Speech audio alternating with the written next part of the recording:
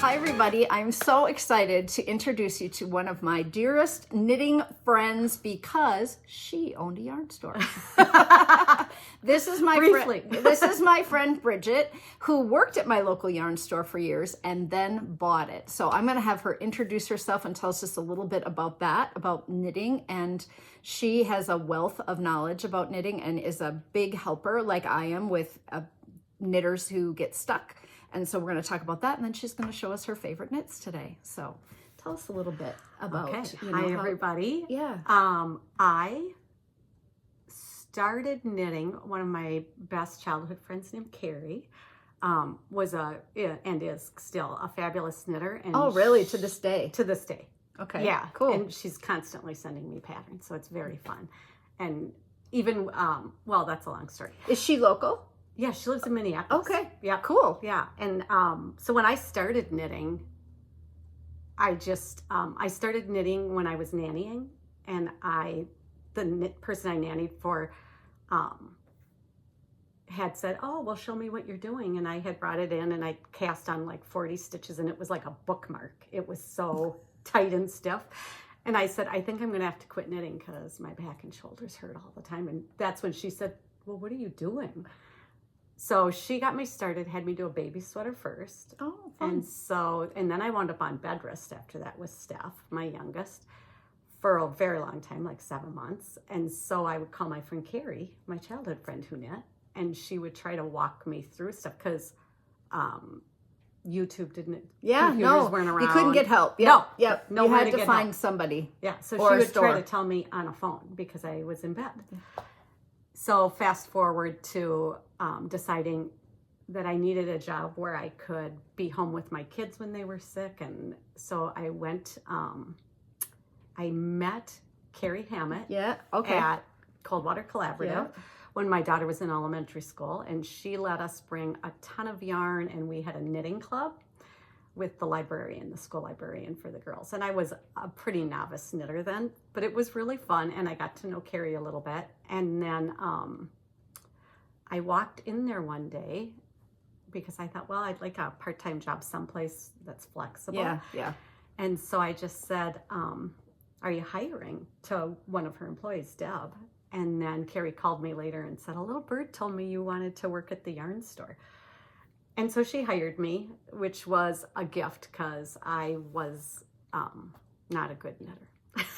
I said, I'll work really hard and I'm an okay knitter. And then she hired me. And so I worked for Carrie till she sold the shop to Cynthia. So how many years would that have been? That I worked for Carrie? Well, I probably started there a year after she opened. Oh, okay. Yeah. Okay. So And was that a brand new store? Because see, I didn't live here during that year. Those years, I don't think. It was brand new, and she used to actually consign with someone who would finish furniture. Yep. And didn't she also share orders with the depth of field?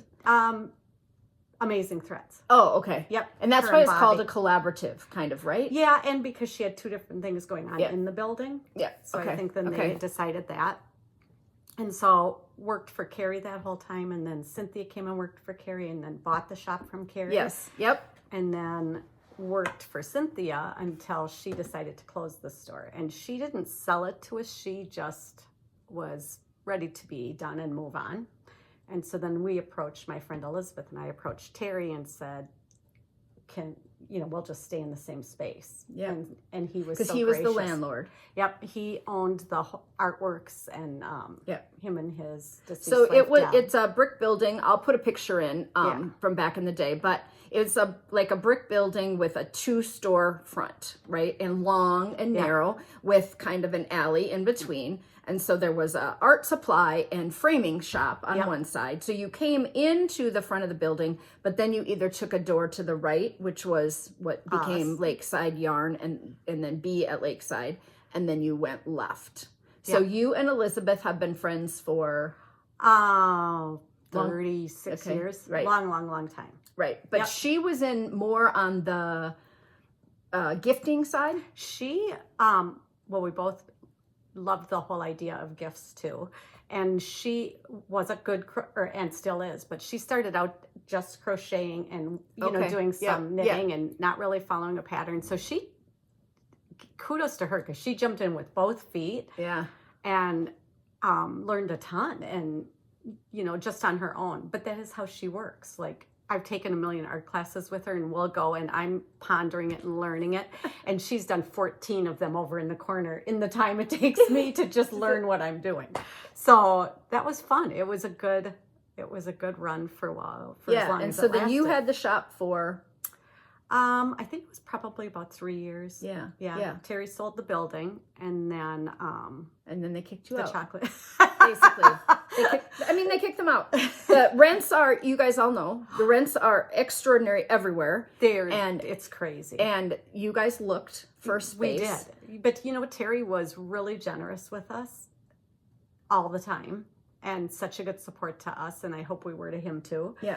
And so it gave us a good run. Because E and I said when we started it, because we had a lot of friends who said to us, we're actually figuring out how to retire at this point. What do you guys think you're doing? But we just said, okay, if this is a really brief run, if we don't know how long we're going to be able to do this, how much good can you do, and how much fun can you have, and how many friends can you make in that period of time? So the whole point in the shop was to keep people knitting, to have affordable gifts in Excelsior, and to for instance, we would collect donations for Alzheimer's and the dog. Yep. You had dog treats that were by disabled, because I bought those. Yep. And so we always were collecting for something and then donating. Elizabeth's son had a brain tumor, and so we collected for that specific cancer. And so we just always hoped that we would leave a good mark. So let's tell people just a bit about Excelsior, because downtown Excelsior is, when I've talked on about Lake Minnetonka on this podcast, and I've showed a picture of I don't remember why we were specifically talking about that, but I've had conversations about it, and I've showed a picture of what it looks like, because it's such a interesting hodgepodge. It's a lake that goes like this, and it's gigantic, and this is on the south side. Yes. Excelsior's on the south side. Yep. And so Water Street. Yep. And Water Street runs from kind of where Kowalski's is now. Yeah. And we're close to Kowalski's all the way down to the lake. Yep. And then there are little shops and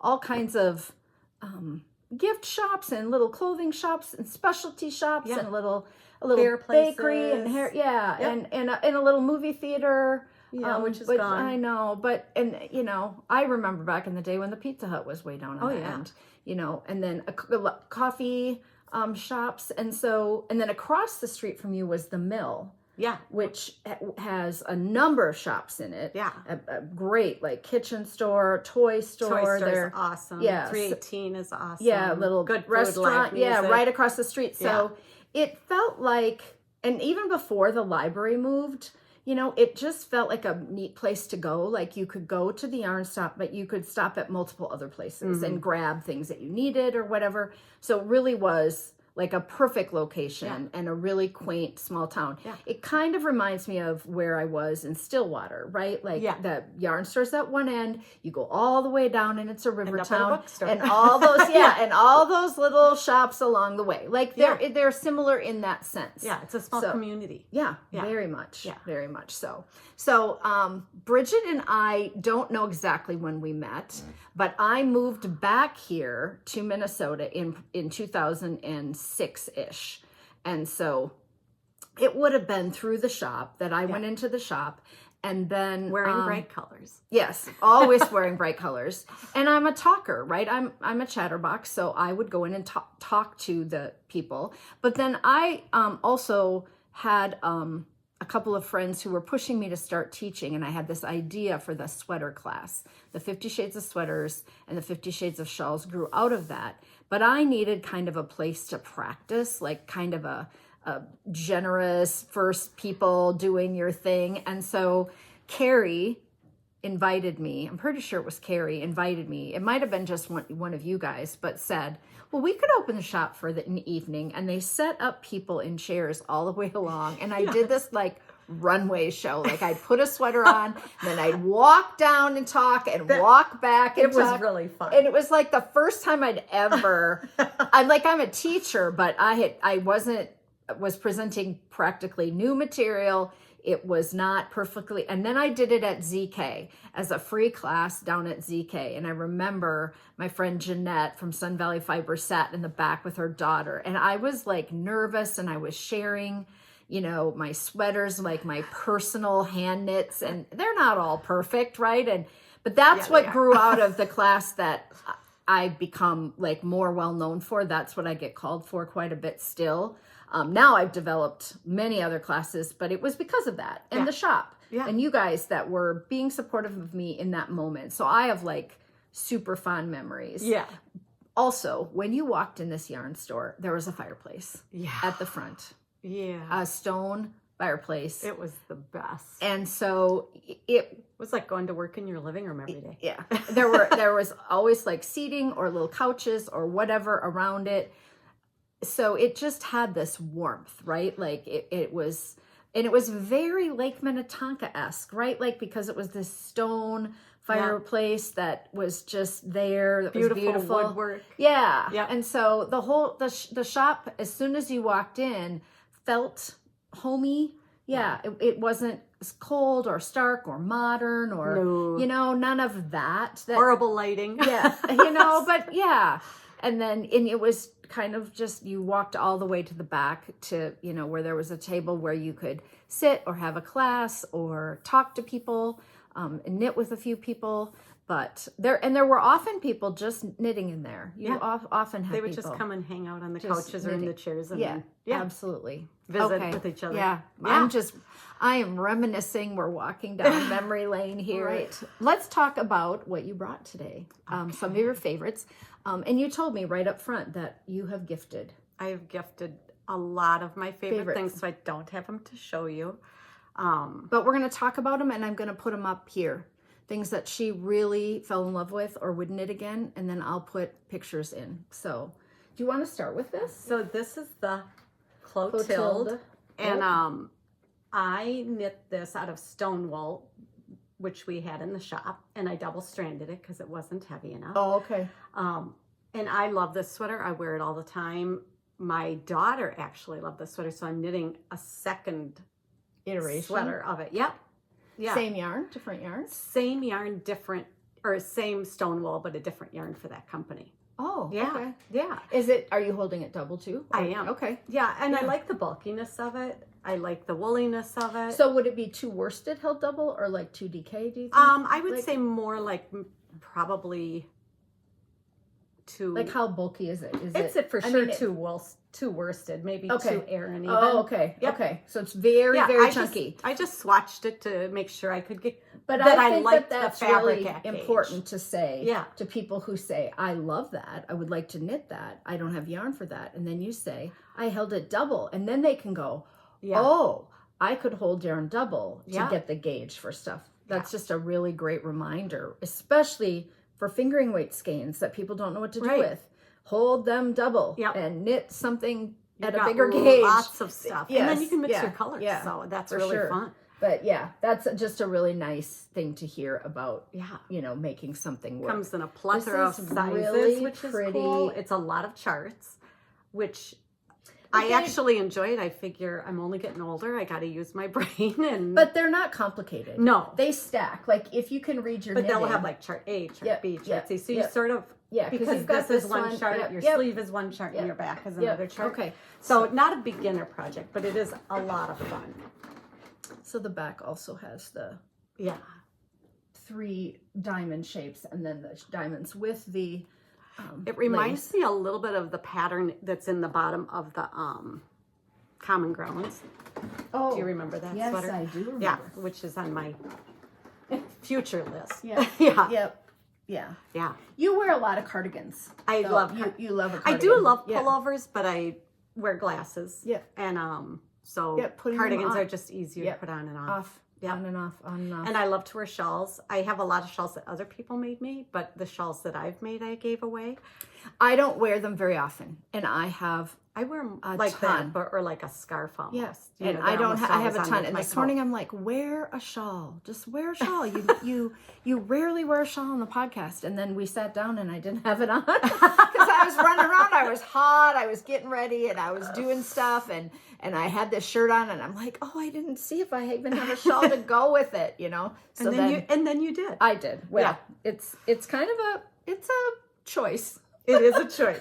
It is a choice. The stripes with the stripes. This is the daybreak. We'll know that Corey's going to show you all bright colors, and everything I put up here is going to be probably going to be and gray or brown. That's about or, true for everybody who sits in that chair. Yeah. I only have one friend that I don't know. I don't want to bunch actually of- call attention to myself.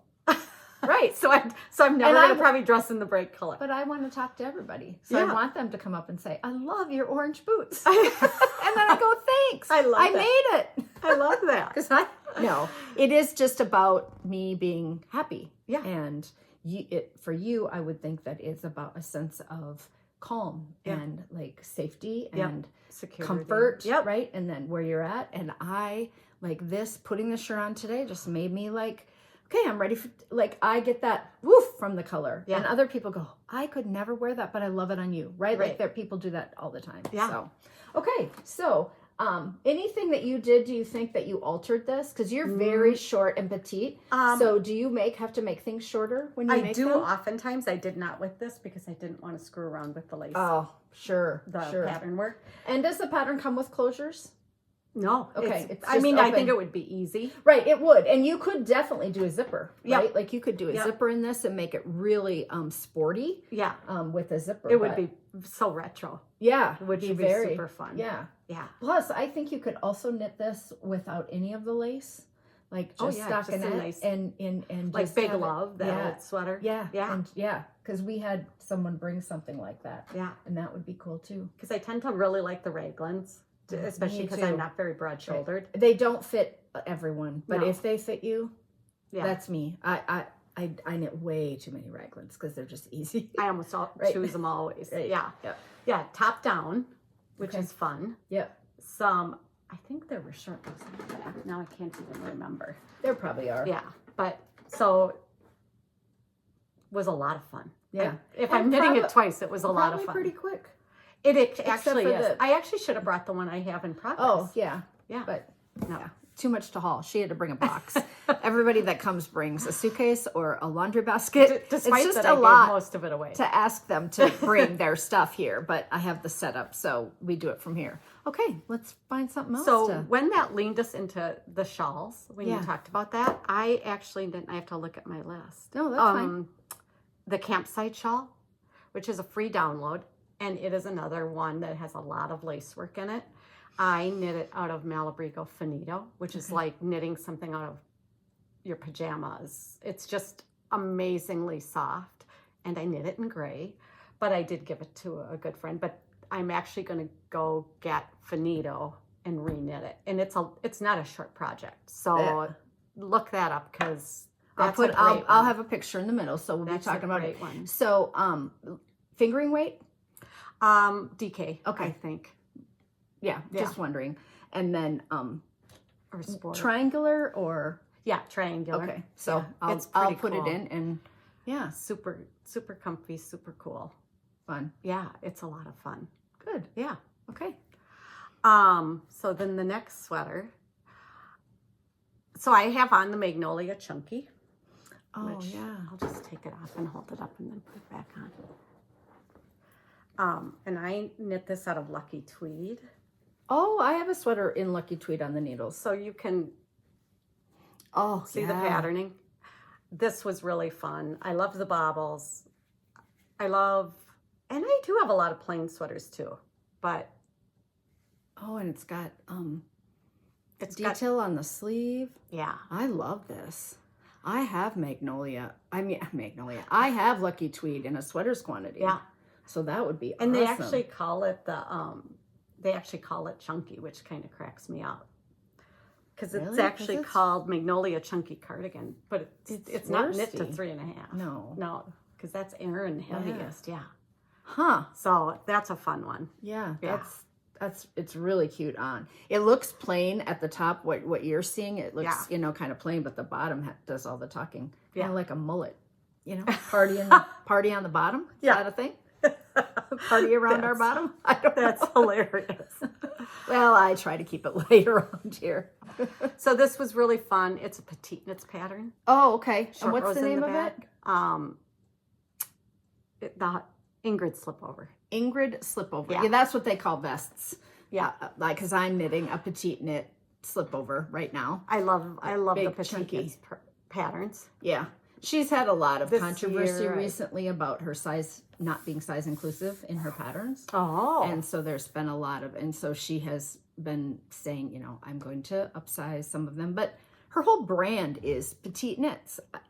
She is petite. So she didn't size her patterns up very high for people in the bigger sizes. And so there was a bunch of controversy. And people love her stuff and they want to knit it. And then they go. Right. And if they have a big bust at all, it wasn't there. So that is something to think about. Look at the sizes before buying the pattern with her stuff. Right. I know she is working on it. And you have to do your math. If you were just going to go to like if I made that in super bulky. Yeah. I can do my math and know how much bigger it's going to be. But then I'm going to wind up with a bulky slipover. And do I really want that? Yeah, yeah. Which, yes, I do. So lots of texture. So we have seed and yarn overs and probably like a running cable stitch, and then rib, and then seed, crossovers, and then that rib. So you repeat. The repeat's quite large, and then ribbing one by one at the top and the bottom. Oh, interesting cast on. Yeah. Right? Italian? Or it was it was the Italian cast on. Yep. Which was fun. Over. Which I have to look up every time I do it. It's nothing I'm going to ever retain. No. And I don't do it very often. No. I've only done it like once. Because I am a product knitter and I want to get it done. And cast on is faster. And I don't, long tail. Long tail, yeah. And I just don't want to spend the time looking it up. And it's kind of, silly, but... Well, I knit that when we had the shop. So it was a shop sample. So I'm like, okay, follow the rules. Yeah, no, for sure. Do what they say. So that when somebody comes in and asks you, I can actually answer a question. But it's beautiful, right? But it does take that little bit of extra time and energy. I suppose if I did it every time on eventually, like Kitchener, you'd learn it. This is stunning. It's really pretty. And I am a vest lover. I wonder if I've got. So this is Emsworth. Emsworth, Isabell Kraemer. And look at that print panel. It's just glorious. Yeah. It was a running ton of fun stitches, to do. and then it has a little garter at the top of the diamond and a little stockinette at the bottom. And then it also has it on the back. Party on the back, it has too. Waist shaping, I assume, because it really goes in here. It's not hanging loosely here, so I assume that there's some waist shaping, which not all of her stuff has, but she's pretty. And she's got like the little fake. Yeah, side seam. Yeah. So it's knit in the round from the bottom up, maybe? Top down. Oh, really? I think top down. Maybe, yeah. Look at that. That could be. So look at, and cable cast on. Yeah. Right shoulder you start with. So nice. Yeah. It was a lot of fun. Try-onable, yeah. And I like top down because at 5 feet tall, I can adjust the length. Yep, put it on and see when I'm sleeves when everything's done. Yeah, instead of guessing. When I was touching this before I put it on, I said this is so soft. I know, and I'm trying to remember what I knit it out of. I know I knit it when we had the shop. Yeah, it's just lovely. It's definitely a little furry, so it might have a little alpaca in it, or a little mohair, a little something, because it's definitely got a little, but yeah, boy, it really makes this pop. That was a lot of fun. Yeah, if you put a shirt underneath, like white or whatever, those lace stitches would really show, but very repetitive. So, and only a short panel, right? So you just have to keep track of what row you're on, and then you've got your markers in the front and the back. So it's really, once you get your short rows out of your way and stuff like that, you really, as long as you know what row you're on, you really don't have to think about it very much. I was going to say that the Lakeside website still exists. Oh, okay. Because of I've been teaching. Yep. So I have a inspiration section. So Oh. you'll see a lot of these on that. Oh, okay. Because Okay. they're what I I'll had. put the website down here so you guys can go take a look. I'll put it in when I edit. So and that you can look at the big joke at the shop in the actually when Carrie Hammett had it, we did have computers then. We had a really old one. But when did Ravelry start? 2008. Okay. So from 2008 when I joined Ravelry, when it first started, to now, the big joke at the shop was always how many patterns that I had favorited. And so I can actually tell you that, but know that a lot of these were because I was trying to find things for customers and I wanted to be able to refer to it. I have 2,919 favorite items, many of which I want to knit. Have knit. Yep. Yeah. Yeah. In my queue, I have 15 pages in my queue. I don't even know. It's obnoxious, but that's how I keep my stuff. I don't know if it's then I go in later and take stuff out that I'm like, that doesn't peel anymore, right? But I think it's a great place to keep with patterns, and I'm like, I still like a lot of these, so my taste hasn't changed that much over time.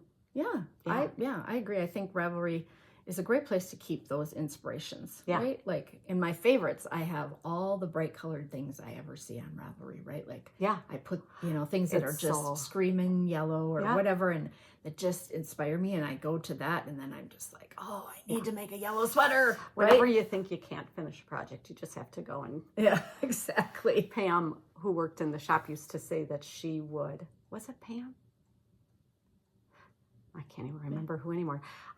Allow herself to cast on, and then she would have to finish the project before. I said, I have no willpower. I cast on, and then I just start the new thing, and the other thing would just be sitting over on the table. That is part of my whip tree. That's my whip tree. So those are they all have projects in them, and they hang there to remind me that those are things that need to be finished. Yeah. And I've showed it a number of times so you guys know what it looks like. And then I've gone through them on the project, on the podcast at one time. I opened each bag and said, do I still want to finish this? Do I want to knit this? Whatever. And then I hang them back up and they still and they're still waiting. And there are several that are getting close, right? And once I started designing, my sweater knitting went right because when I was knitting tons of sweaters for myself, and now I'm designing, so I'm designing stuff and not knitting, not personally as much anymore. Yeah. It kind of. I know when that's your business, it's very different. Yeah. Like right now when I teach, it's awesome because I'm always knitting, fixing something for somebody, or knitting something that I just love. Yep. Yeah. Yeah. Instead of picking something that you think globally a lot of people will want to knit, or Yeah, for sure. Yeah. Okay. This is Veronika. The Veronika cardigan. And I just knitted out a Cascade 220 in brown. I'm sure that's a shock.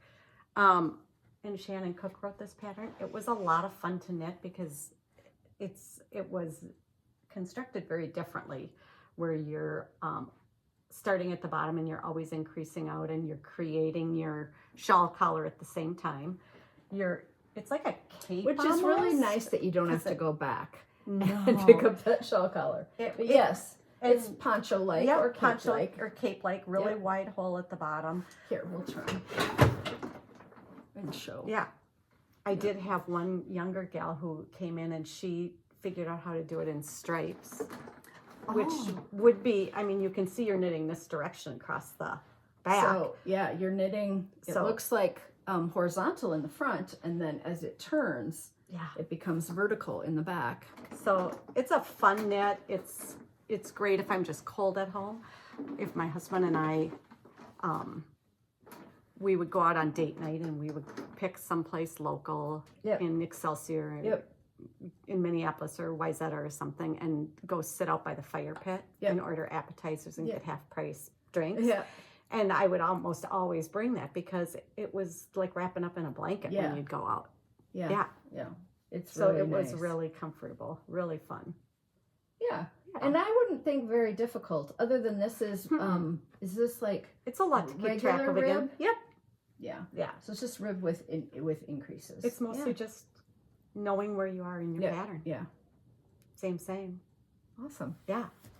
So this is the Easy Folded Poncho by Churchmouse. Yep. And you knit it in, it's a sport weight. Doesn't exist anymore. It was when Carrie Hammond had the shop. Super easy because you're just casting on, knitting one long rectangle, seaming at the shoulder, and you can pick up and put the cowl on or not. That's really why I want to have Jan come on. Jan Tiga's she knit one, and it has some stripes in it. And that would her be colors cool. are gorgeous. They're she used I wish we I had want it to say here like so we could Rowan compare or them. something. Yeah. Oh. And so Jan, I'm still waiting for you to like step out of your comfort zone. Bridget was nervous about coming, and this is out of her comfort zone, and it's going fine. It is. It's easy, It right? is. Like we just talk. I So was Jan, sweating, but now I'm good. I need Jan. Yeah, no, and everybody that comes for the first time is like, this is like being on TV. It's weird. I don't, you know, but so she is a beautiful knitter. But that poncho, I took a picture, and because I want to look at her colors and make. You'll have to send me a picture. Oh yeah, I will. I will. Yeah, because I on actually would maybe do this in stripes and something brighter. Yes, just because hers is mute. I'll find a picture before you leave, and I'll put a picture in here because I'm pretty sure I took a picture of her at knitting across the table just to kind of remember. It's not like she didn't pose or anything, but I just wanted to remember the colors. But they're kind of jewel tones, like they're muted. They're not. It's not like. But that brights or primaries or anything, it's stunning. It's just really pretty. Gosh. And shit, it was leftover. I don't even know if it was Rowan. I think it was Rowan. But yeah, it was really pretty. And I thought would be fun. Yeah. I and may this have is to just copy stockinette the whole way. Yeah, you know? it's good. It's good for a beginner. It's good TV knitting.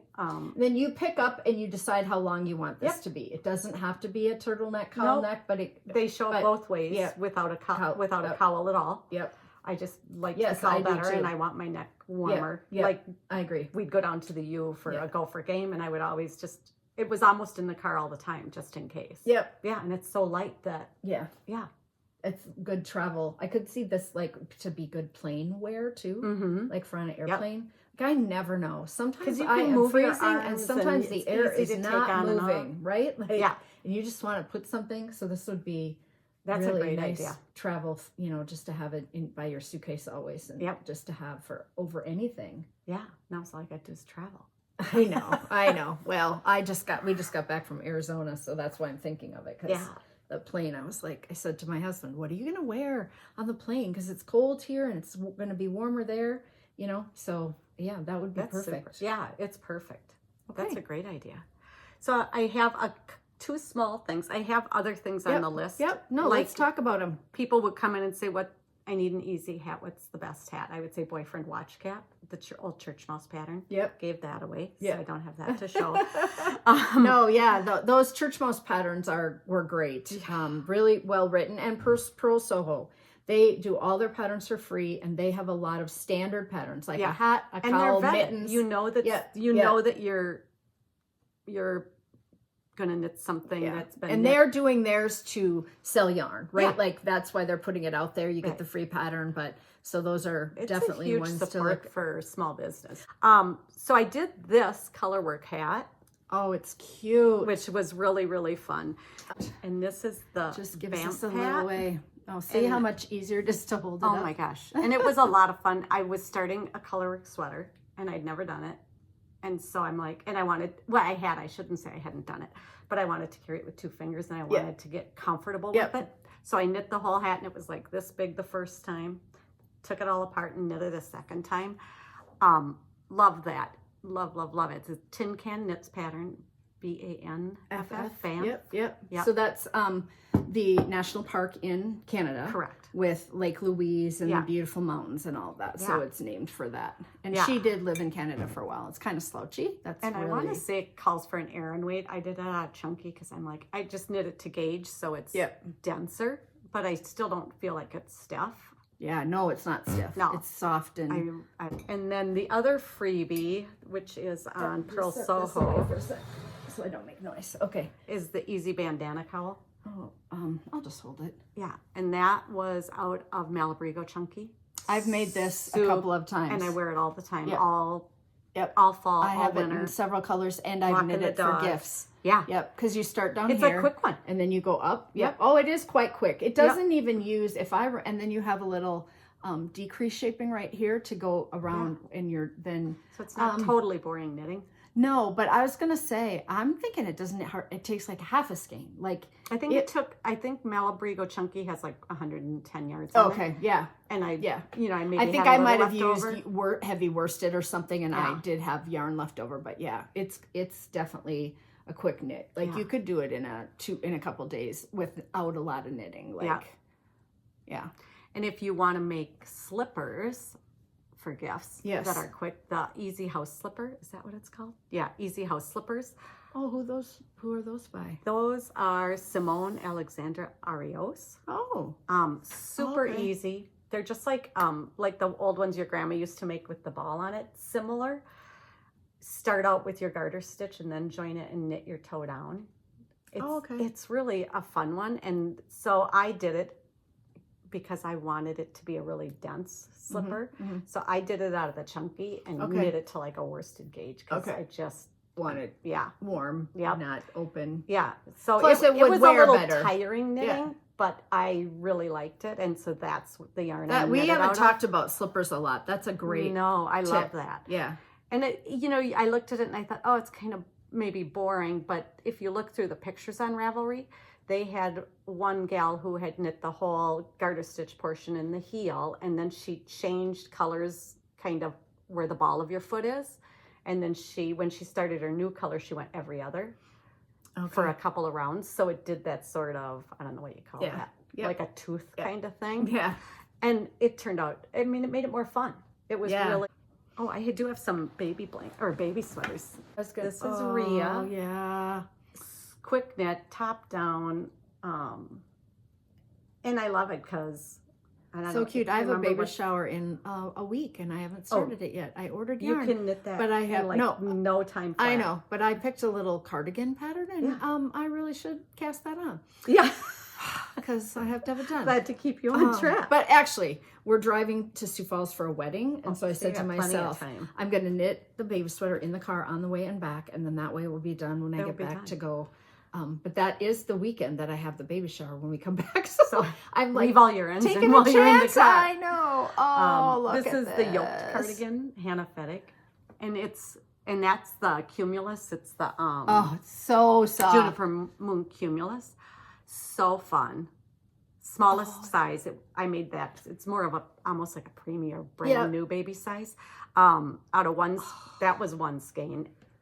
And when we had the shop and a rep came in and that was a new yarn and they were telling us, oh, this is so soft, you're gonna love it.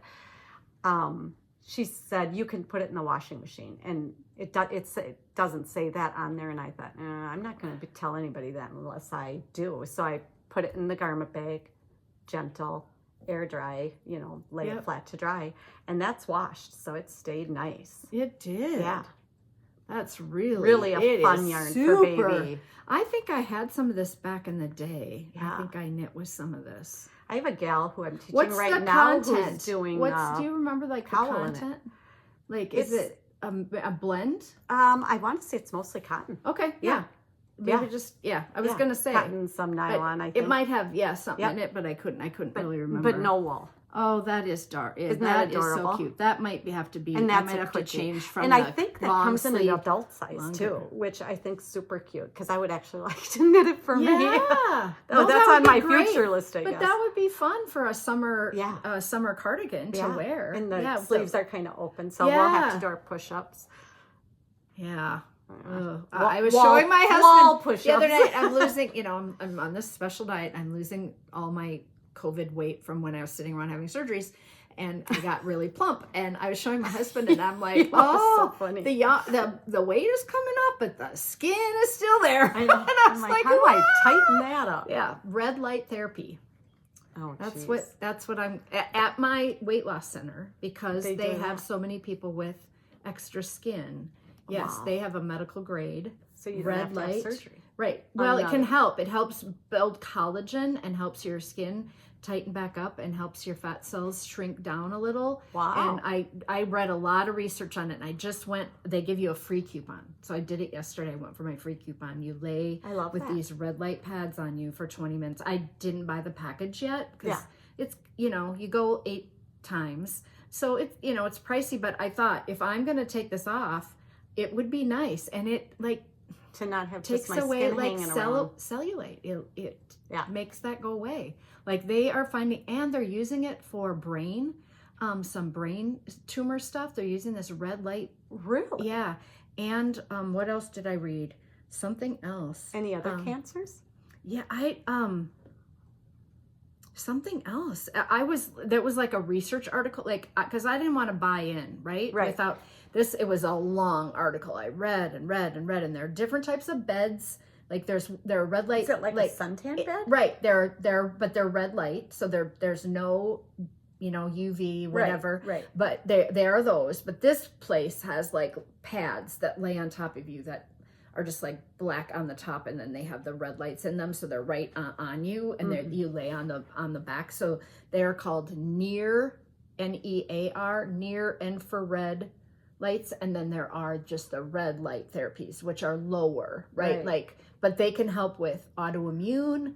They help with joint issues, pain, inflammation. That's going to be really fun to see how that grows over the years. Right, exactly. And so it's just starting, and they have this medical grade one, and they have this machine. You stand on it with just your undies and your bra on, and it turns you around, and it measures your whole body. And then you lay in the red light bed, and she measured me in just a couple places. And then if you do the red light therapy for 8 times, then they put you on that, and they tell you how many inches you lost while you're doing this diet plan.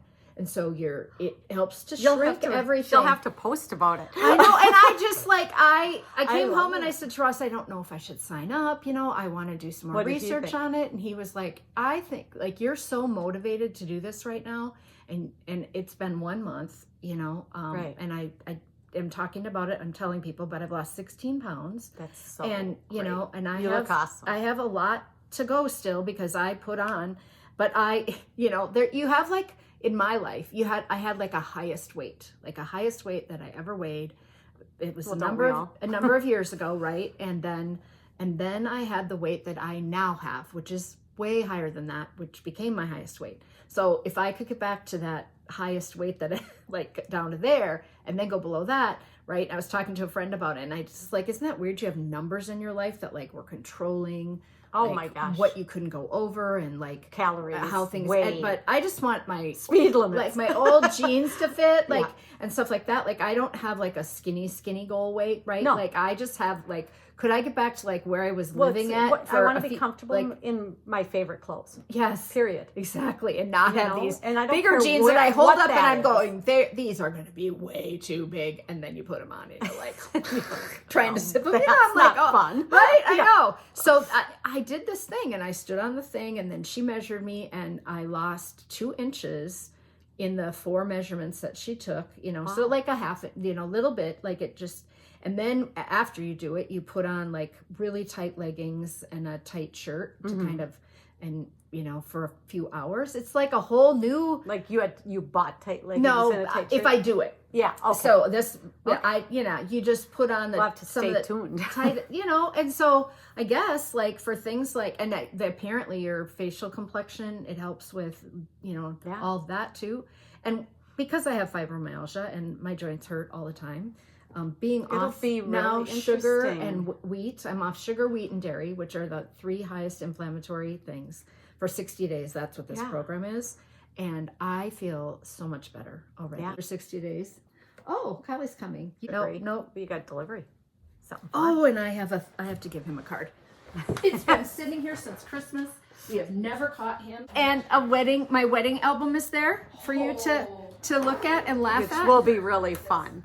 So I thought you might enjoy seeing the Taco Bell delivery at my wedding from my mother.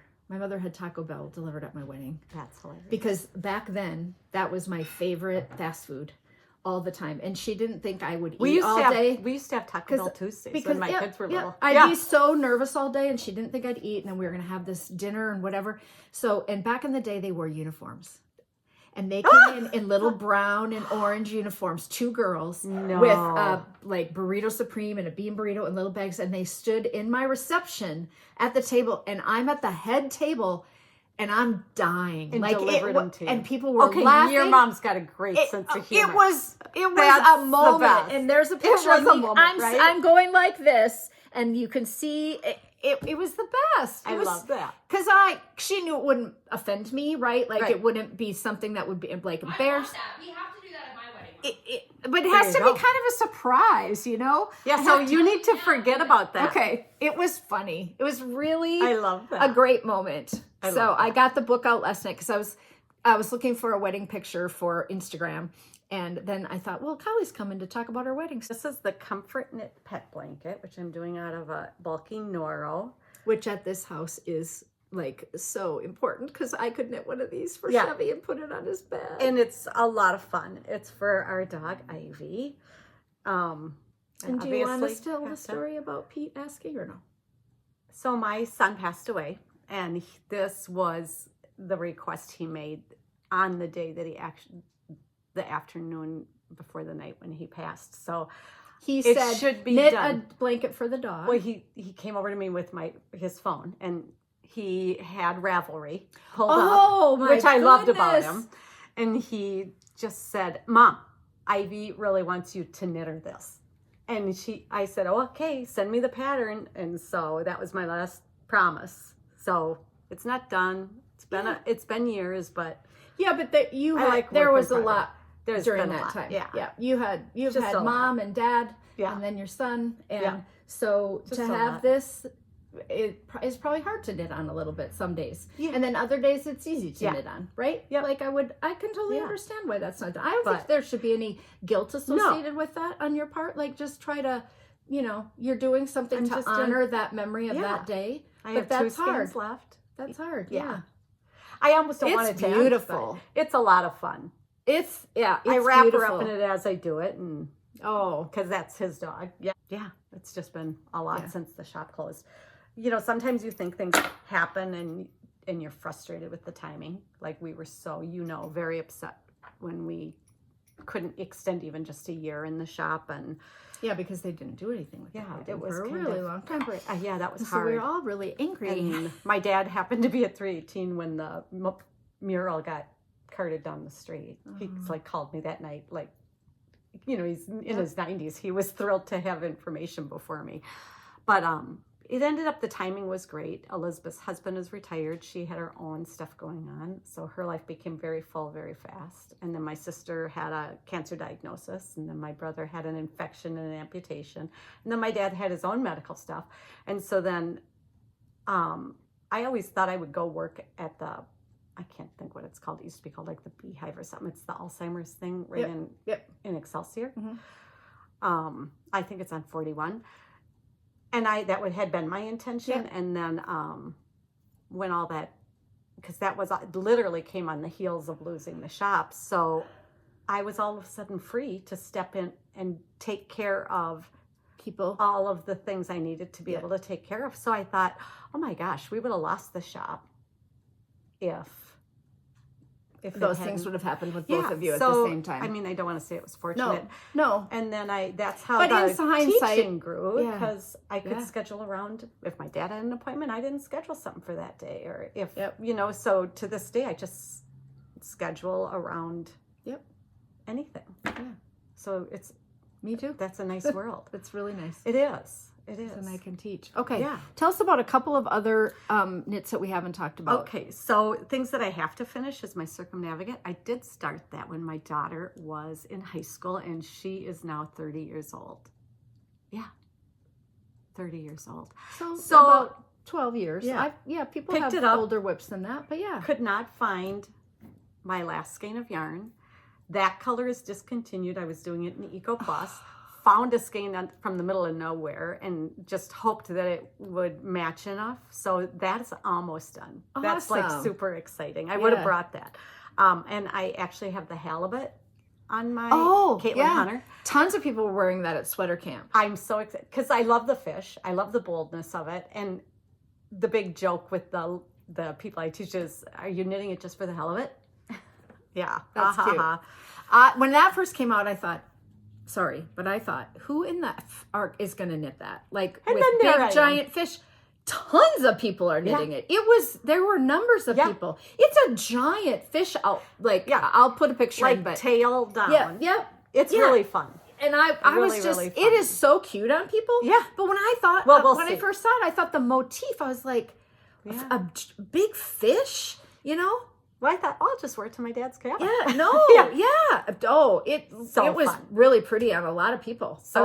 It was nice to see it in person. You know how sometimes that is with patterns though? Mm-hmm. Like you see it and it's gray and you're like, not for me. Right. And then I see it later and it's orange and I'm like, totally for me. Yeah. And you see and it in a color and you'd be like, blue not sky for wool me. stock and the worsted, and it's just nummy to knit on. Yeah. Yeah. Other stuff that are on my future list that I think you guys might love is there's a family bunny slipper with Easter coming. That's Churchmouse, and they're really cute in their garter stitch, and I'm sure they'd be super fast. Like we have dear friends who have 2 little ones, and I would love to make even the husband, everybody their bunny slippers to wear that day. And do you say that Callias? Yeah, I think so. That's on my list. That's an Isabell Kraemer sweater. My friend Carrie, who got me started all those years ago, showed that to me. The Friday Shrug, which is actually by pretty, Jackie Rose. Yeah, and it's colorful. Yeah, and I want to knit it colorful like that. Oh, I know, cool. Because she has the Friday Shrug, the Saturday Cowl or wrap, and then the Sunday. Just 3 different ones because they're different weights of yarn. Yeah. So you can get, you can decide if you want to hold yarn double or make the big one or make the, the smaller one. And I generally don't like to, well, I shouldn't say that. I'm sometimes drawn to it because of the colors they knit in. Yep. So I'll try to repeat it. Yeah. But usually I try to think more outside neutral? of the box. Yeah. But I really do love that. I would love to do the same kind of colors she did because I think it's really striking. Yeah. And then the Elliot baby jumper, super cute baby sweater. Oh, I'll have to look that up too because I So gotta get that's that on the sweater list. on the needles. Yeah. I just really want to knit it for, it's Susan Berquist. Oh. Her daughter Jane is having her baby in April, and they're having a baby shower on the weekend that I have a wedding in South Dakota. So we're going to try to get back so I can run up to the baby shower that afternoon on Sunday, the wedding Saturday night. So it's going to be crazy, but I would really like to knit a little gift, That's right? exciting. Like knit a gift. But I didn't want to do a baby hat. I mean, Jane, No. I've known Jane for years. Can't just do a baby hat. Right, no. Jane. Just in favorite things from the past. Yeah. Like just easy stuff for like the dinosaur blanket, super cute if someone's having a little boy. Yes. And Down South beanie. Oh, Down South beanie. I loved that, and we did it out of the favorite company, Zero, which might be discontinued, and double-stranded it. But any sort of fluffy, hairy yarn, it's just adorable and super comfortable. Yeah, so I'll put a picture of that in too. Yeah. And wouldn't you Common say, Grounds, like that's toward on the my end, list. it wasn't that hard? I mean, getting the preparation, I know everybody comes in, and Matt, he's come back twice because he knits men's sweaters, and my viewers love to see men's sweaters. Like, what can I knit to for go men? back and look his up because Yes, if you want to I knit knit my husband anything. one sweater that he wore once. So my goal is to knit something and not because now I know more about yarn and Once you nobody won't wear. go watch, because Matt brought, the first time he probably brought 15, and we put them all in the mannequin, and then the second time he maybe brought 12. And they're like, he does a lot of cables, and he has a few stripes, and he has a couple cardigans. And then you could show your husband, Matt, talking about it if you found a couple that you might like to knit. Say, it's been great. But he was in Hawaii for 3 weeks over Christmas because a trip from his parents-in-law, and they took him, and they all went for 3 weeks with his partner, and they got engaged, which was awesome. They've been together for 20 years, but they got engaged.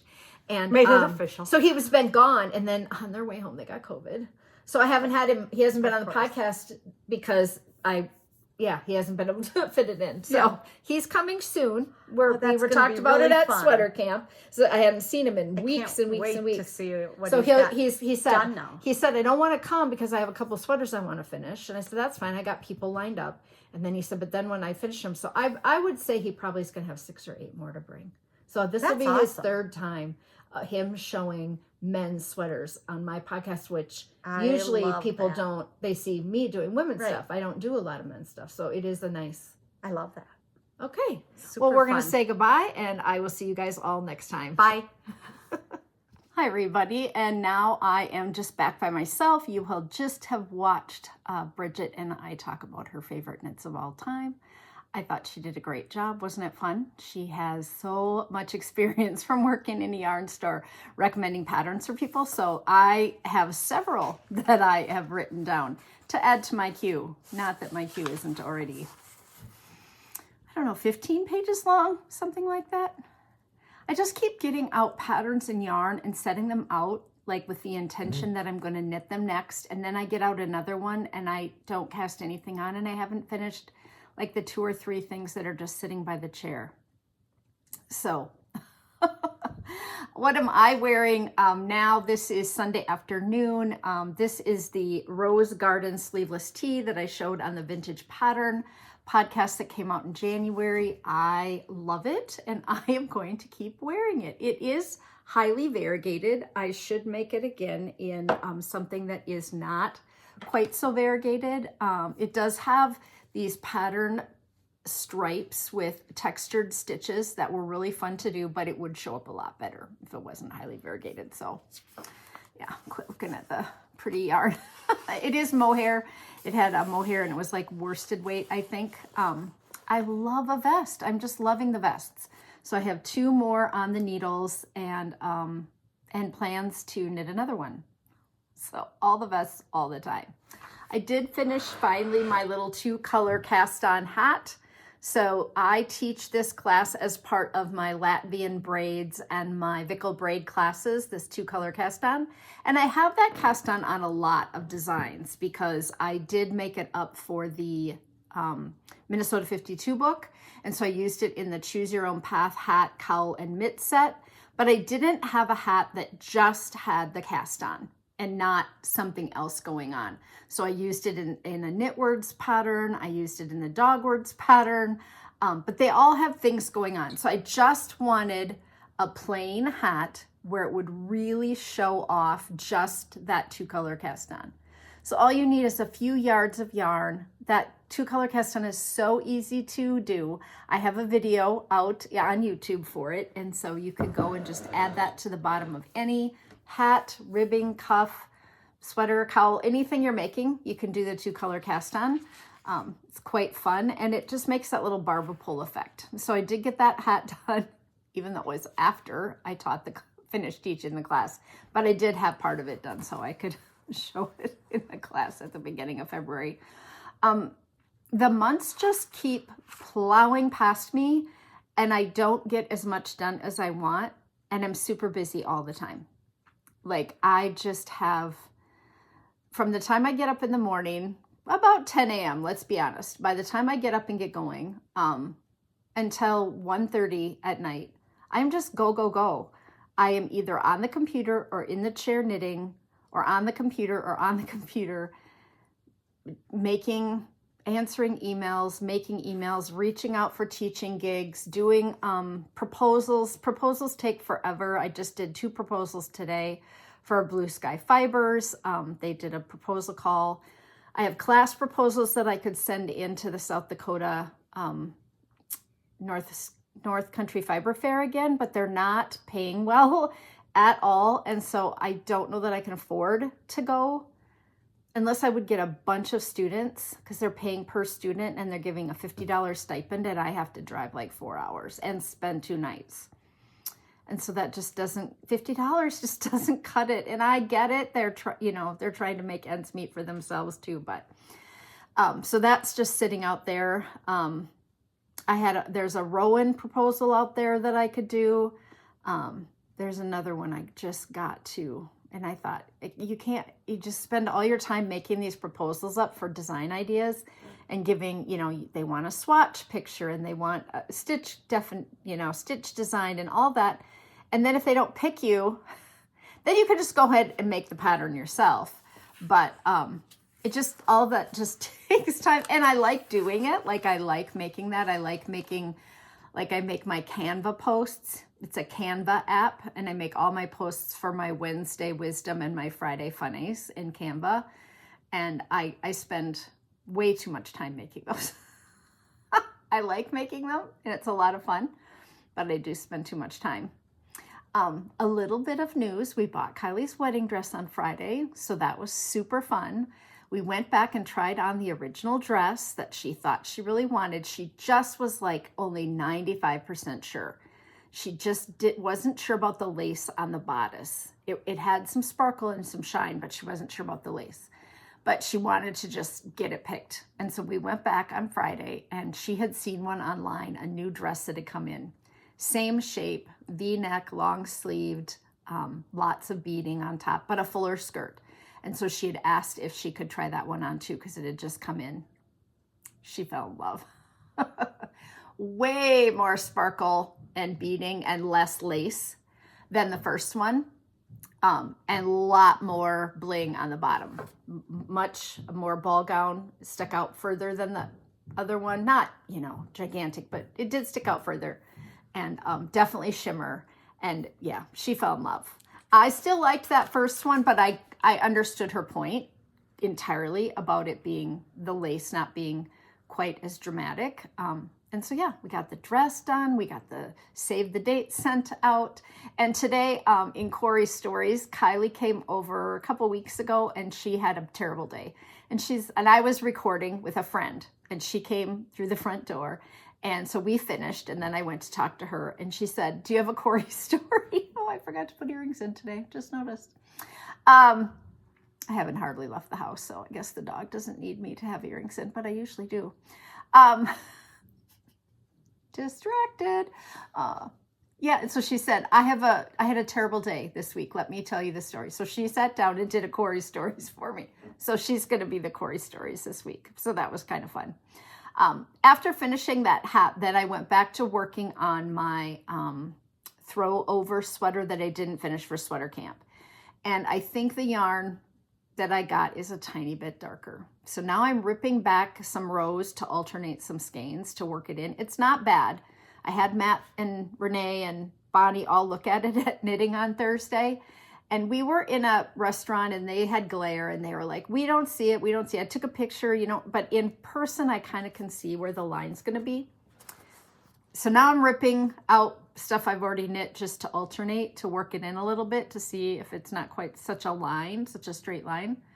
I mean, it's Kelbourne woolen, so it is technically indie dyed, but I feel like they do big batches. So I thought it'd be okay. So that's not done because I had to rip back. I got one sleeve and almost the second sleeve done. I just have to now do the bottom. What have I been watching? So, okay, a couple of you watch Cole the Corn Star. He's the kid out of Iowa who does, talks about the farm and raising two little babies now on the farm. He's 26 or 27 and he inherited his grandpa's $7,000 hoarder mansion that he is restoring for he and his wife to move into. And he does all the farm stuff. And I just love sitting and watching him. I have watched a bunch of them. The Van Wives took a little hiatus and weren't there in January. And I was kind of mad at them because I'm like, come on, girls, I need you out there. So I caught up. Now they've had some videos and they're going to build a new place in Mexico, in Baja. So that'll be fun to watch. And then I started watching a couple movies last night that people told me to watch. One was Free Guy. Couldn't watch it. It just just not my thing. Probably a good movie. Then I started watching Society of the Snow about the plane crash in the Andes in 1972. Couldn't watch it. Had to walk away. But then Bonnie on Thursday told me to watch this show on Netflix called One Day. So I started watching it and I didn't look at what it was about, and I should have. You never know with a book if you should look at what the book is about before you start or just go in blind. And I went into this one blind and I was knitting and I watched maybe 3 episodes and I was like, who is this girl? I feel like I know this girl, the main actress.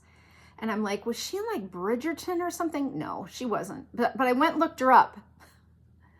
Clue to the title of the whole series, One Day, is that this couple revisits the same day for years and years and years, and that's the only part of the show that you get is this one day, and it's July 15th, and it starts way back in I want to say 70 something, but it goes up to like 88. So it's but I didn't know that. So I'm watching this and it's kind of, you're like, they fill you in on what has happened in that last year. But had I known going in that it was going to be this relationship that you follow just for one day each year, fascinating concept, very interesting premise based on a book, which some of you may have read, which then I think would have also helped me to gather the information that it was one day. It's called One Day, Corey. But sometimes I watch, and it says on the screen the same, but the date, the year changes. I guess I just didn't look closely enough. So then I think it's like maybe 14 episodes. So then the next, what did I watch? 3 or so. And then I watched the next 11. And, yeah, it's frustrating because they make poor choices, and then it's ironic because that's what everyone does in life. Sometimes we make poor choices. And Bonnie said she just wanted to talk to someone about it. And I understand that. Like, I think it would be a really good conversation to have with someone about how your lives change and how the decisions you make don't always line up with the way you want your life to go. Yeah. So it was very interesting. I would recommend it. Okay. I saw a couple things on the internet, you guys, and this one made me laugh so hard. I will put it in here. I'll video it and put it in here. But this gal has a Instagram feed called TUE-NIGHT, TUE, like Tuesday night. And she was talking about never remembering, like the Gen Xers or the people who grew up in the 70s and the 80s, how we never drank water. Like, we didn't carry water bottles. We didn't drink water. We might have drank Kool-Aid or powdered orange drink or Carnation instant milk, or soda, but we did not drink water. And she does this whole take on how, there were drinking fountains. Now there aren't drinking fountains. There are water bottle fountains, which makes so much more sense because then you only drink out of your own. But like in elementary school, if you got hot at recess, you went in and put your mouth on the water spigot and drank in order to get any water. But we just did not have the water in consumption. It just wasn't a thing. Nobody talked about being hydrated or drinking half your body weight, which is what I'm doing for this weight loss program that I'm doing. And man, it just made me laugh because I was a gymnast from the time I was 8 until I was 20. And I don't remember taking water bottles with me to anything, right?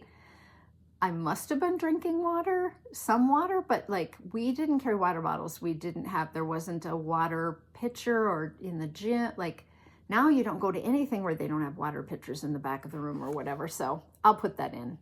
In Generation X, you have no recollection of drinking water. You could not go to the store in the 70s or 80s and buy a bottle of water. No, nobody would pay for water. Our parents giving us water, not a thing at all. Our classrooms were not air conditioned. It would be hot as balls. There were so many teachers that would just bring a fan and it would just point at them. Trying not to die of heat stroke because there's no air conditioning in these big brick buildings. You go down to lunch and they give you this little 8-ounce carton of milk that we would suck down till it like crumpled. Time to go to recess and we would go out and play on this like black asphalt with like no shade. After recess, we would all line up and get a drink at the drinking fountain. Behind you would all count, like each kid had 2 seconds. You'd be like 1, 2, and then on to the next one. All the dietitians and healthy people today are like, drink your water. You need so many ounces a day. And I'm like, shh. We probably drank about 4 teaspoons of water a day. I'm not exaggerating.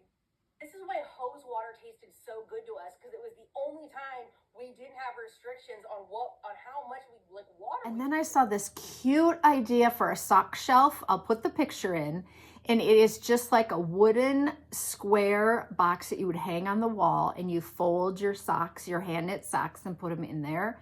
It's by @midwest.stitches on Instagram. She did post, do you think this would be something that people would buy? But if you have a woodworker in your house or someone who likes to make things, this is a great idea if you have wall space at all. I'm thinking even on the back of like a closet door, you could attach it, have all your socks displayed. I don't have a closet door because mine's a pocket and it's open all the time because it's on the end of my master bath. So we never close it really. And so I don't really have room in my closet or even in the bathroom to display my socks, but boy, I thought that was a cute idea. And then I saw this make your own yarn bowl thing. Like, why do we have to buy a yarn bowl? You can just take one of these clips and clip it on the edge of any bowl. What a good idea. If your yarn ball is jumping all over, that's brilliant. So I think I'll take a picture of this for Instagram, right? And yeah, you just pull it and then it'll stay in the bowl. Yeah, I have these in lots of colors. At sweater camp, I met Teresa from Get Bent's Farm and also Badger Face Yarn Co. And I'm following her on Instagram now, and she's doing a whole little stories on yarn that she's going to be selling, and it's fascinating. So let me read you some of this. I took pictures and then printed out the posts because I just thought it was so interesting. I think you guys are going to like it too. Some people have asked me about why we call this wool I gathered the other day burn pile wool. This wool is mixed breed medium grade wool, current market 0.2 cents a pound. And I talked about this a little bit on when I talked about sweater camp. The burlap sap costs $17 to put it in. Shearing per animal is between $6 and $8.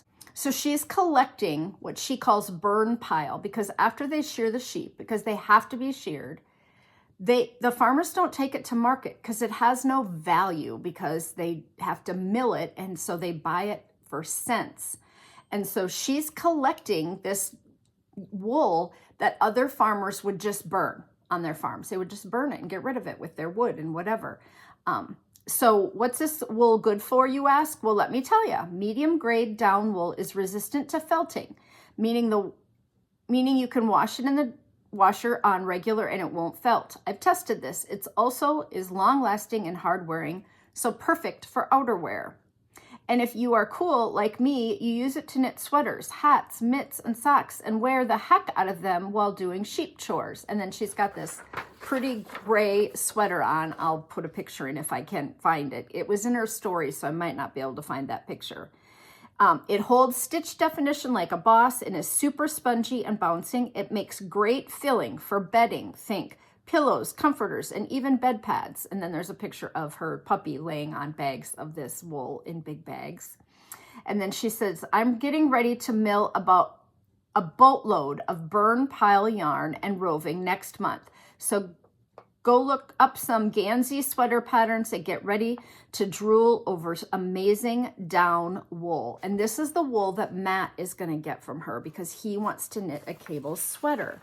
And so then I went over to her website to see how she's going to do it, because she's sending it to the mill, and it will be like a rustic wool, but not uncomfortable wool, like just not superwash merino. So if that is your jam and you want to support a small little farmer out of Northfield, Minnesota, I went to her webpage and she's got a CSA. So you can get a skein every month from her of the wool from her sheep that she's raising and from neighboring farms that they're also raising. So she's got a 2024 fiber CSA and a yarn CSA. So you can get either wool or fiber, to spin or to have. And it's called Get Bent's Farm.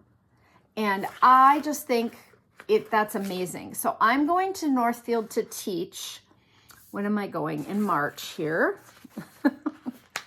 My calendar is so full in March. I can't even believe that I'm going to get to all the places I need to get to.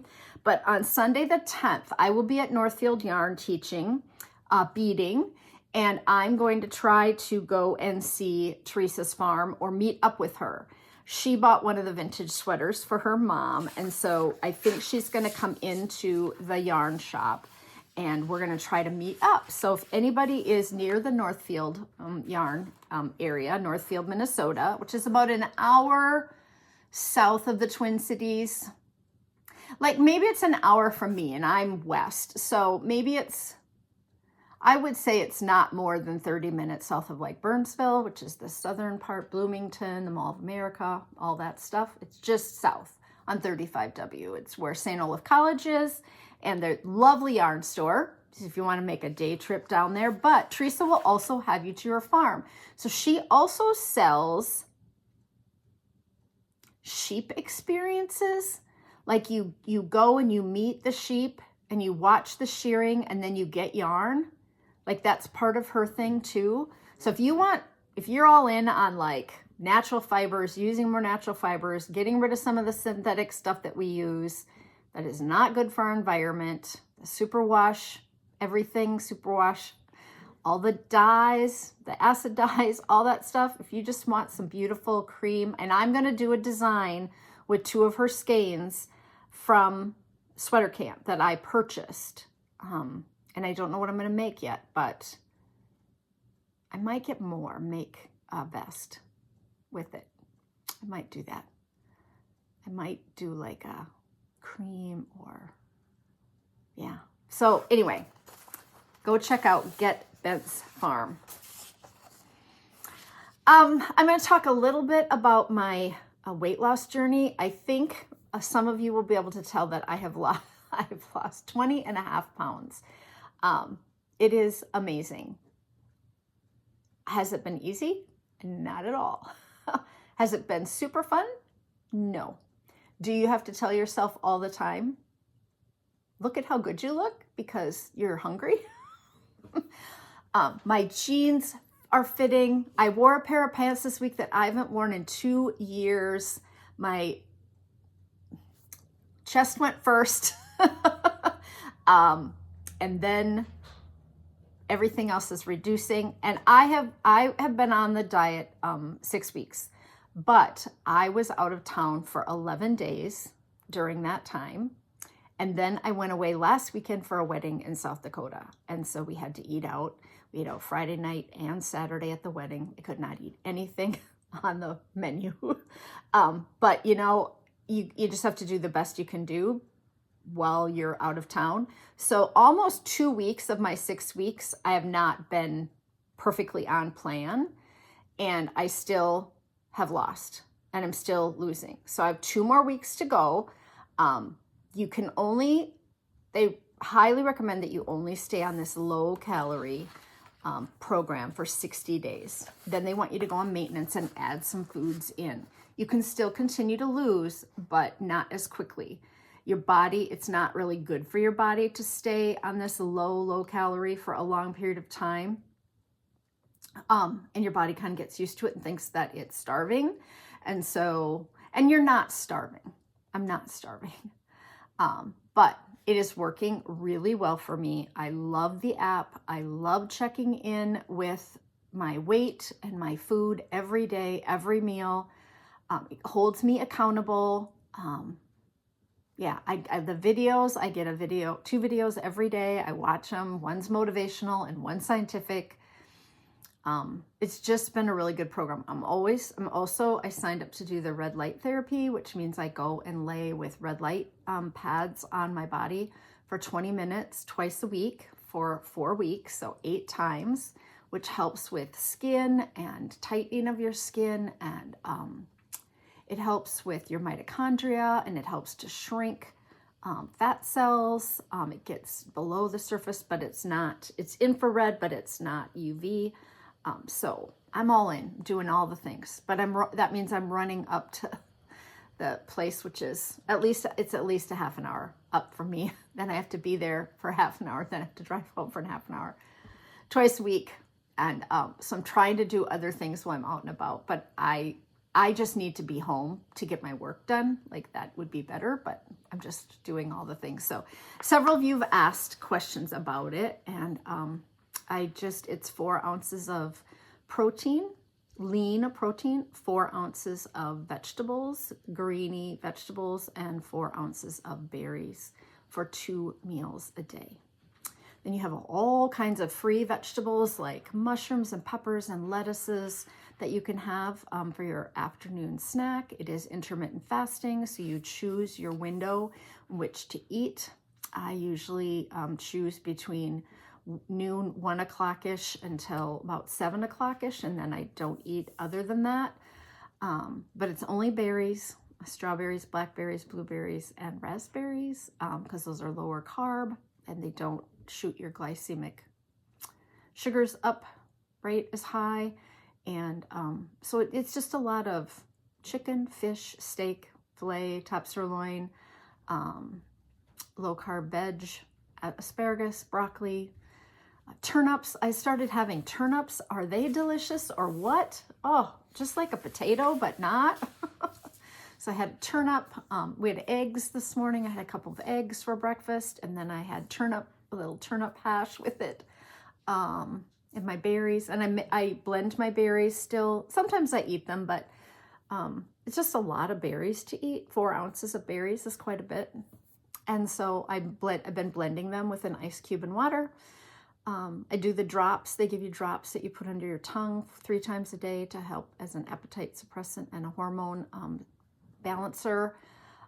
Yeah, it's just, if you had told me, that I could lose 20 pounds in about a month, I would have been shocked. But now I'm getting back down to a weight that I was at for a while. That is where my body was happy. I think everybody, or a lot of people that I've talked to, kind of put on that COVID weight. We were stressed and we were at home, and then I had 5 surgeries. And so my body was just getting used to being at that higher, 25-pound higher weight than what I had been at. I do still want to lose some because I still carry all my weight from here down. And so you're not seeing it.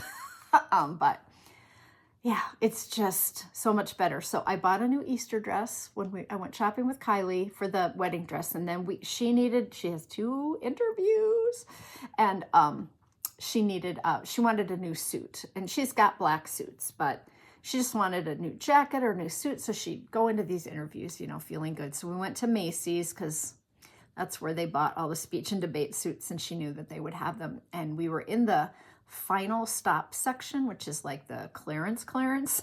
We were looking at, is there some really bad stuff in there? Really bad. I'll put a picture in of some pants that had a jacket that Kylie saw, plaid with like rhinestones, a suit. Really over the top. I guess I'm over the top, and I thought it was over the top. So, but she found a red suit, 3/4 sleeve, no lapel, jacket and pants. She came out and she was like, I feel powerful in this. And I said, you should have that for sure. And was on sale. And never dreamed Kylie would wear a red suit. Pants. It was pants, not a skirt. She has a couple of dresses. She wears jackets over too, and she also looks for a couple of shells to wear underneath the suit jackets. But while we were at Macy's, I saw this new section, and they had the most perfect orange and pink floral dress for Easter. I haven't had a new Easter dress in years. Not that you need an Easter dress, but we go to church, and I usually try to find something to wear, and I have all my good Schoen dresses, which are perfectly fine, but this is more of a dressy dress. And I put it on, and it was too big. That feeling, I was like, I get to go down a size. And then Kylie had gone to the bathroom. She came back and she was like, Mom, you have to buy that. I was like, I do have to buy this. So I did. I don't know if I'll put a picture in, but it's fun. It's fun to feel good, better in your clothes. Like my tops aren't too tight in the sleeves and in the bust, and my pants aren't too tight. And yeah, could I kept buying the next size up? Absolutely. But I think I've done that 3 times now. So something had to give. Well, I have a new knitting pattern out today, and these are the Knitwit mitts. So this is a stockinette knitting pattern written for fingerless mitts and mittens that you get from a sock tube. So if you are a sock tube connoisseur, a person who has purchased a sock tube or has a circular sock machine, then you have probably cranked tubes and made socks. And if you crank a tube, you get a very long, thin tube made with either 48, 56, 64, 72 stitches. And then when you make your pair of socks, you have tube left. So this is my way of having you use up that extra tube.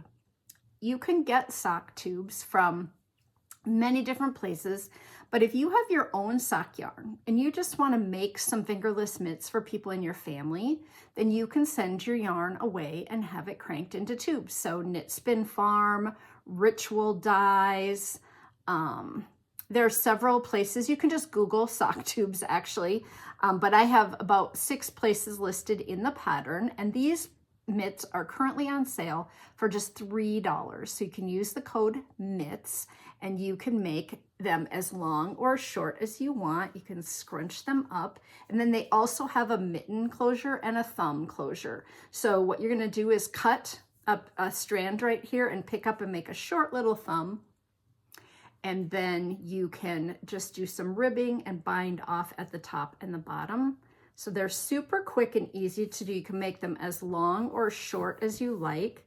I have a bunch of samples that I made up for the pattern. So I made some shorter, a little bit shorter here, and some a little bit longer, depending on what you prefer, what people in your family might like. And then you could also fold it down if you need more finger.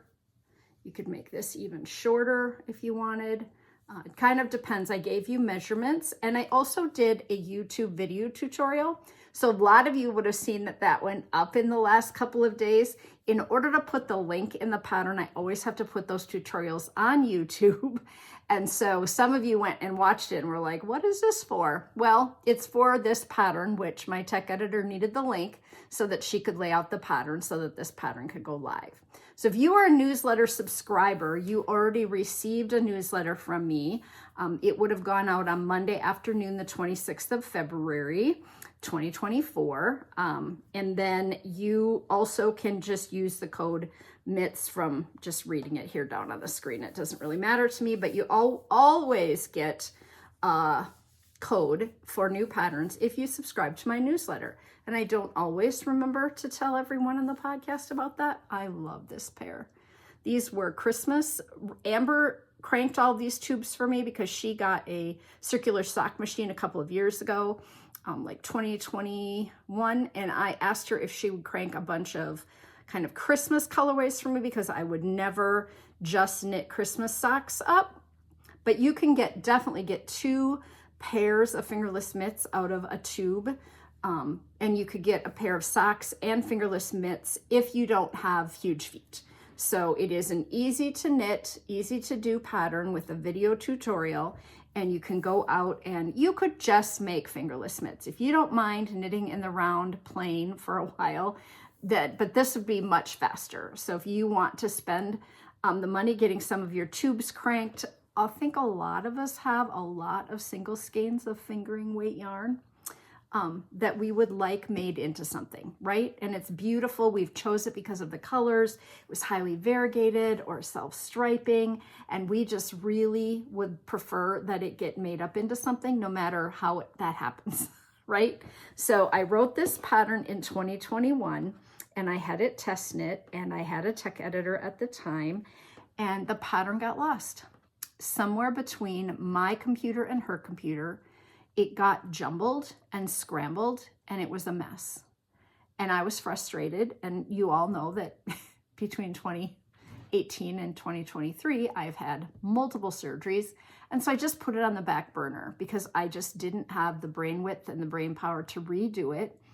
And so finally, I was going through a bunch of folders recently, and this one was sitting there, and I thought, you may as well do it. I have a new tech editor now, so we had to kind of start over, and we had to go through and rewrite the pattern the way I'd originally written it, and then get it double checked, and then I just put the pattern live this morning and sent out the newsletter. So this pair was deemed for Kylie right away. This is Into the World Paku sock yarn. They make such beautiful colorways. These were socks for Ross. And then fingerless mitts for Kylie. I was really surprised she picked this one, but this is the one she wanted. This one is called Christmas Lights, and if anyone recognizes it, please tell me who the dyer is, because I don't remember, and I have been trying to find the dyer and my tag forever, for 3 years basically.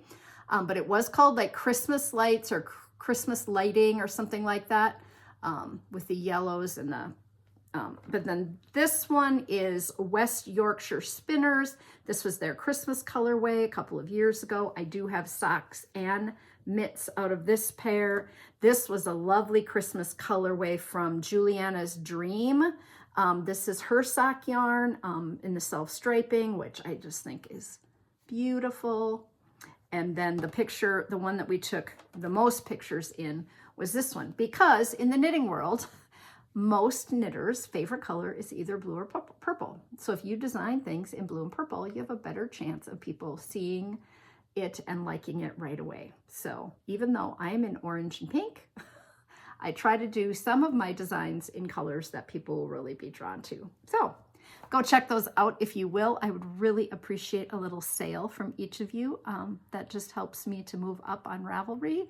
If you don't want to ever knit this pattern and you just want to go favorite it or like it or give it a heart on Ravelry or just open the pattern even, that helps me too. Every little click that the pattern gets. So I know you all do that for me because I'm begging. Audiobooks. I read another book by Stephanie Lawrence. It was the sequel or the next one in the series to Devil's Bride. I love Devil's Bride. I thought it was great. It was a romp in the historical Regency past, right? A rake's vow. I just couldn't. It was too much. Like, I was just like, nope, I don't need to read a whole series of these kinds of books. The first one was perfect. And then I was like, if you're really into romance and Regency, then you'd probably love it. But I just wanted to kind of move on. Then I listened to Salem's Cipher by Jess Lowry, who is a Minnesota author. And it was awesome. Really good murder mystery. So the main character's name is Salem, and she's a cryptanalyst. But she has agoraphobia. So, and one of my mom's best friends has agoraphobia, meaning fear of outside places. So doesn't leave the house, doesn't go anywhere.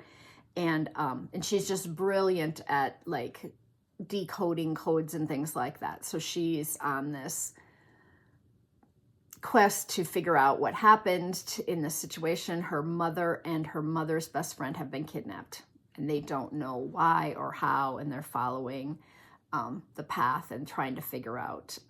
But I have been reading some of Jess Lowry's books, and so the next one is called Mercy's Chase, and I will definitely continue to read this series because it was very good. Yeah, it's kind of a romance by Sophie Cousins, and I didn't know what it was about going in. Someone recommended it. I think I saw it on Instagram a bunch of times, but it is, I don't want to give too much away. Something happens to the main character, and she jumps forward in time 16 years, and you are wondering what happened and what's going on and how it happened. So it is a romance novel where she wishes for her life to just get to the good part. She is challenged, she is poor, she doesn't have what she wants in life, she wants to work in television, and she just continues to wish the time away. So it makes you really think about what is important that you go through in order to get to where you are and what happens to you on the other side of what you have to go through. And if you would skip some of that, right? Like if you would just be able to skip parts of your life, the hard parts, would that be of value? And it's fairly lighthearted. It's funny. It's interesting. When it first happened, I thought, oh, I don't want to read this but I stuck with it and I really ended up enjoying it. So that was called The Good Part. A little scarf this week that I didn't share with everyone. It's a novelty yarn scarf. Did any of you make these back in the day? This was called Scarf with Flounces, and this yarn was the strangest yarn. This is how it came, like a tape, and then you stuck your needle into the hole and knit only into the holes, and then it ended up making this really interesting scarf. The yarn was by Online, O-N-L-I-N-E, and I don't know if that's how you say it or not. So this is how the yarn looked. It was like a tape, and then that's how it came off the, so then you stuck your needle into the edge of it. It was really, really interesting. A way to do it, and you just knit over and back, and then you got these ruffles that stuck out, and then like it could really, I have it stretched long, but you could, I think, stretch it wide too, make it much wider. I don't remember if I ever wore this back in the day, but if I was going to a party where I needed to be a flapper from the I guess it would be kind of cute under a coat, wouldn't it? I have an orange coat. I guess I should put this in the back closet. Right? What do you think? Yeah, is it a little, it's a little much. It's kind of fire, right? It kind of looks like fire. Such an interesting thing. But I have these, I had just a few of these little novelty yarn things left to show. So I thought, well, I'm going to show. This is what we used to knit and think we were all that. I have a giveaway. So I'm going to give away the Sweater Camp tote and the chocolate bar. So 2 giveaways this week. One is the Sweater Camp bag with a chocolate bar, because I wasn't super clear about how that would work. So some of you went and commented sweater, and some of you commented chocolate. So I have a second chocolate bar over there. And so the winner of the chocolate bar is Trudy8822. I had to remember the numbers. And the winner of the Sweater Camp bag with the chocolate bar in it will be Cindy Bukite 8795. So 2 different kind of drawings this week. I may even pick up another chocolate bar so that Trudy can have 2 and maybe share. But yes, I wasn't super clear about the giveaway last time, so some of you commented both things, and so I did multiple searches and figured it out, and so I just decided we'll just have 2. And then for next time, the giveaway that I have is a really generous one. Look at this. This is gray, lavendery gray yarn. It's called Silver, and I have 3 skeins, 218 yards each of a worsted weight. And this is by One and Only. And this is Janet, who had the de-stash of all of her yarn. She's a friend who is going through a breast cancer situation and is doing okay. She brought me some more yarns out to the house because she had gotten rid of almost everything she wanted to get rid of, and she just wanted to make sure that I could give some of this to the beginner knitters and then give some on the podcast or whatever. And so I took 2 little giveaways, and then I took the rest to the beginner knitters. There were a lot of skeins of 2 kinds of yarn, but very fine weight yarn. But in like a cream and a navy. And so they were splitting it up amongst themselves to hold it together to make hats. So I have 3 skeins of this, and I want you to use the comment in the comments down below. Just use the word gray, G-R-A-Y. Okay, use gray, G-R-A-Y. I just thought that would be easiest for me to draw from. And you can comment anything you want. You can comment that you have gray hair, or you love gray yarn, or your husband is gray, or it's a gray day. Whatever you want. But if you want your name in it, then I search for the keyword in a automatic random number generator with the keyword, and then it just picks one for me from the comments from YouTube. It's slick that way. So that works pretty well. I have a guest, Corey's Stories this week, although it's going to be Kylie's Wileys or something that rhymes. I don't know. What would... Perfect. Yeah. Kylie's Wileys. Yeah. This is a wily coyote. I don't know how that went there, but... No. Okay, so she has a funny story. So I've had a bad week. And if you've had a bad week before, you know what it's like to have a bad week. It's just the sort of thing where like everything goes wrong. And it's a bunch of little stuff, okay? Like none of it, everyone's safe. Everyone's healthy. It's all fine. But like my ponytail broke. My headphones ran out of battery at the worst time while I was on an important phone call, while I was walking up a windswept hill, because that's also how that happened. I've been swamped at work trying to plan this wedding. I've got speech coaching stuff that I also am doing. It's just been a really, really bad week. I've been applying for a job, which is also super fun. If you ever want a hobby, sit down and just write a cover letter about yourself. That's really a fun thing to do. And so I had a really bad week. And I really like these chicken tacos that my fiance, who's lovely, Stevie, makes for us. And he calls them the bad day chicken tacos. Because when I'm having a bad day, they really cheer me up. They're very simple. You cook the tacos in the taco seasoning, but then you put the corn tortilla with the chicken and the cheese in the skillet where you cooked the chicken, and you like flip them over, and it's like a little quesadilla, birria, taco situation, and we have them with pico de gallo. Anywho, last night, he went during his lunch break and picked up the ingredients for tacos, and I came home and he made the tacos, and I was like, this is great. Like, I've had such a bad week. I have to finish this cover letter.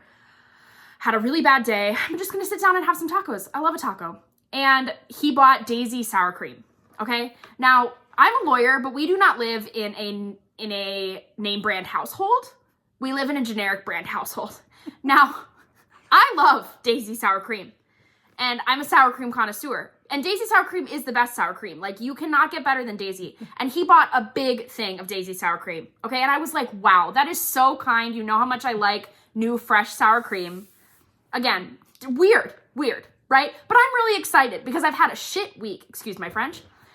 And so I get there and I open up the sour cream and there's some juice at the top of the sour cream, as there always is. Now, you can stir that up and incorporate it in, right? Or you can do what I've done many times, but will never do again, and just pour out the liquid into a random bowl on your counter, because you're just like, I'm just going to pour this out and then I'm going to scoop it on my tacos and I'm going to go. And you've had a bad week and you go to pour your little bit of liquid Daisy sour cream on top of and you pour it into a bowl and all the sour cream falls out. And it all goes kerplunk into a bowl, which you did not know was used for the raw chicken.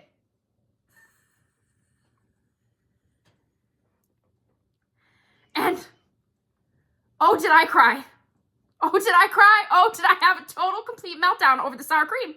And of course, my fiance is so sweet. He's like, I'll go get more sour cream. It's okay.